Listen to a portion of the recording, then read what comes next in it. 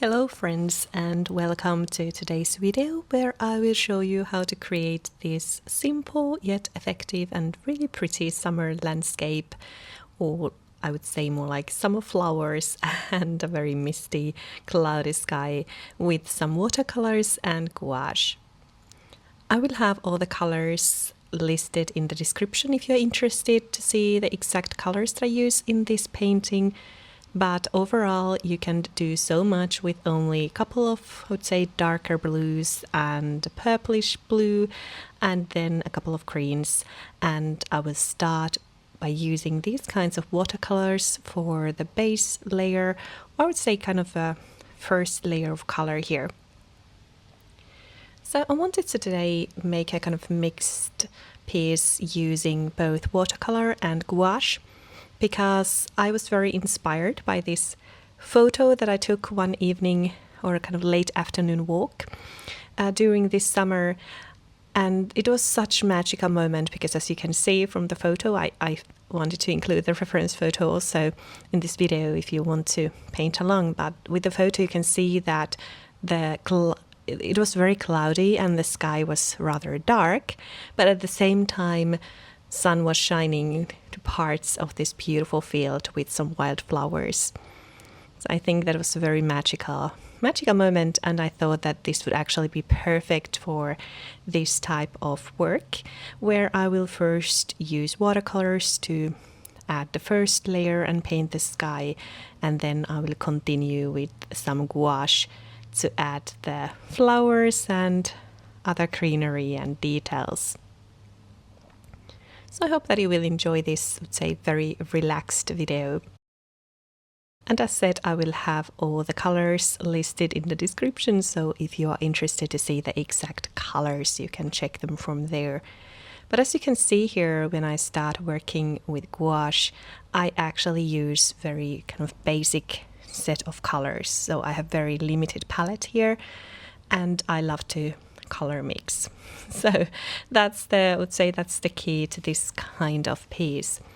When I started to paint all these greens and all these individual leaves and everything, my idea was that I would of course add loads of details, but vary the color and shade of green a lot so that I can bring that interest and give different shapes and kind of build it, say, slowly. And when I say slowly, it really was a slow process, so obviously I will speed up this video so you don't have to see the whole, I would say, 1 hour of me adding these little dots of different shades of green.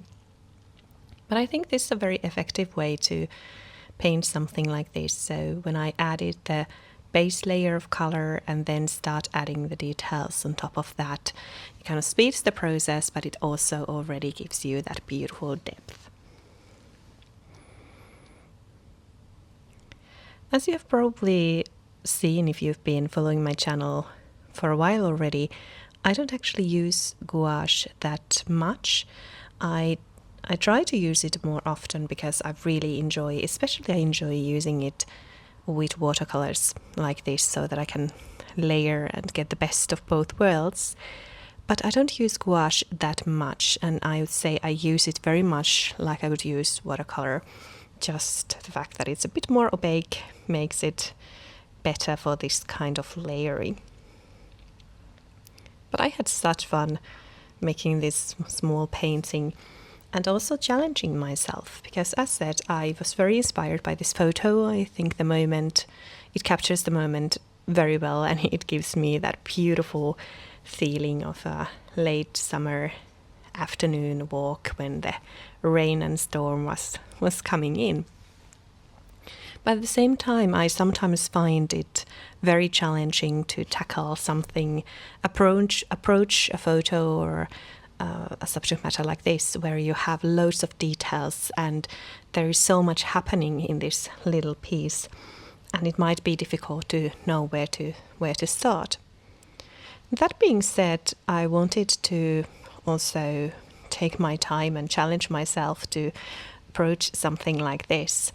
And what I find most helpful is to see the different values and kind of let my creativity go free with all the color mixes. And as you can see, I'm just, adding different shades of green here and there, and having a very relaxing and creative moment here. And that's what I actually loved most about this piece. When there is so much happening, you don't have to stress about every single detail, because it will anyway be loads of details, if that makes sense.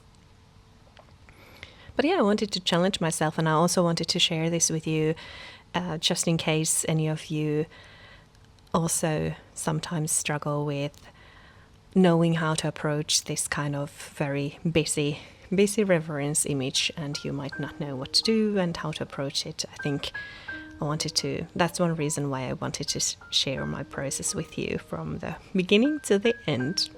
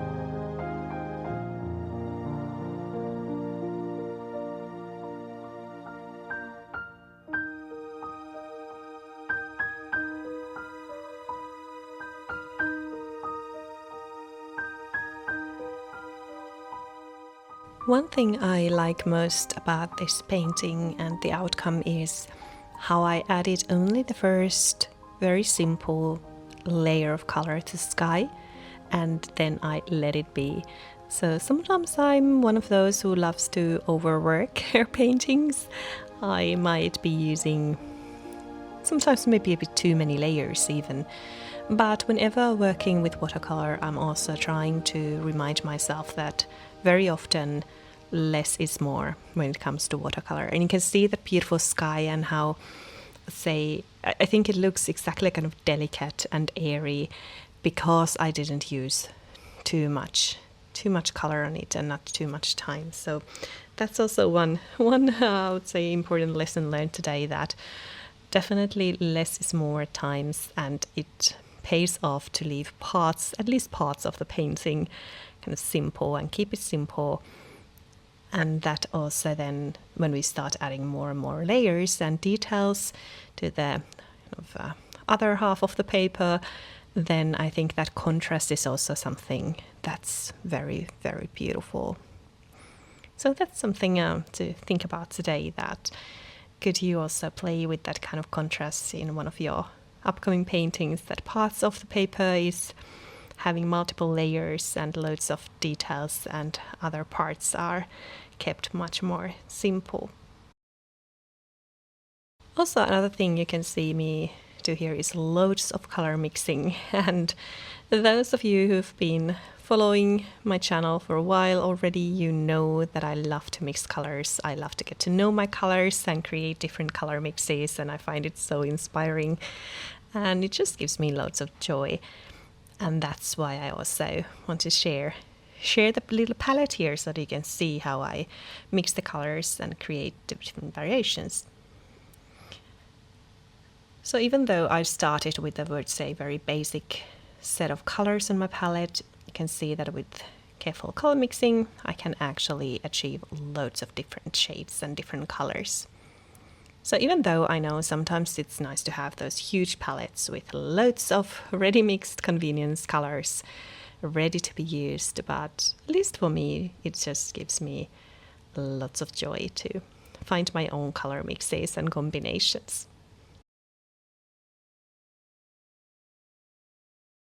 When this video comes out, it will already be mid-August, and that means that we are getting closer to autumn here where I live.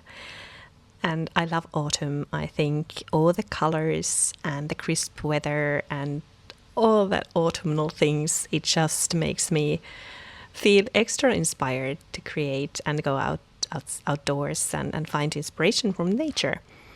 But when I'm looking back to the time of July when I created this little painting, it kind of also that's also why I love art, that when we see our sketchbooks or just, you know, the art that we've created at a certain time of the year, it always somehow takes us back to that moment.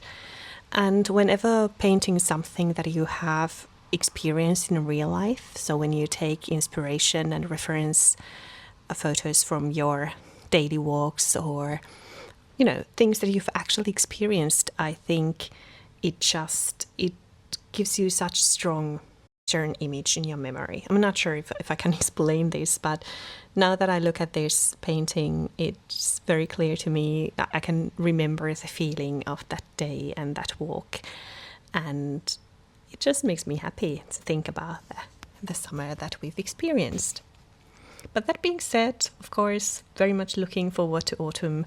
I think it's such blessing to live somewhere where we have four very different seasons. So always new inspiration to be found. But we are still living in summer months, so let's also enjoy those still.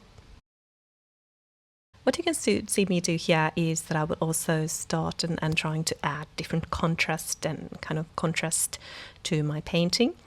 So I like to add those darker values to bring that depth, and also then using white gouache to also bring some highlights on. And that's something I think I've talked about this also earlier here on my channel, that I sometimes struggle adding enough darker values to my paintings. I'm someone who loves pastel colors, and very often my paintings are just very light and beautiful pastel, you know, colors. But lately, let's say for a couple of years now, I've been consciously trying to add more contrast and also use the darker values in my art. And I think that makes all the difference. And it's always also fun to focus on certain things and focus on something that you want to improve. Not trying to improve everything at once. I think there are lots of things that I could still improve, being very critical towards my own art. But it's, at least for me, it works to take one thing and focus on that and decide that, okay, for the next months or so, I will focus on adding darker values, or I will focus on being more precise when I'm sketching, or, you know, whatever it is. So let me know in the comments if you have a certain focus point that you are trying to improve, or maybe not even improve, just something you want to pay extra attention to whenever creating your art. I would love to hear your struggles and your wins as well, because I think it's also very inspiring and fun to hear the success stories and things that maybe some struggles that we've overcome as artists. But that being said, I hope that you enjoyed this video, and I hope that this inspires you to maybe take a photo that you've taken during the summer or winter, wherever you live and what season you are living at the moment. So just look through and browse your photos and choose one that maybe might challenge you a bit, and just take an hour or so to create something and let that project, that little art moment, take you back to that wonderful memory. I hope that you will have a wonderful week filled with your own art and art moments and lots of mindful moments and nature.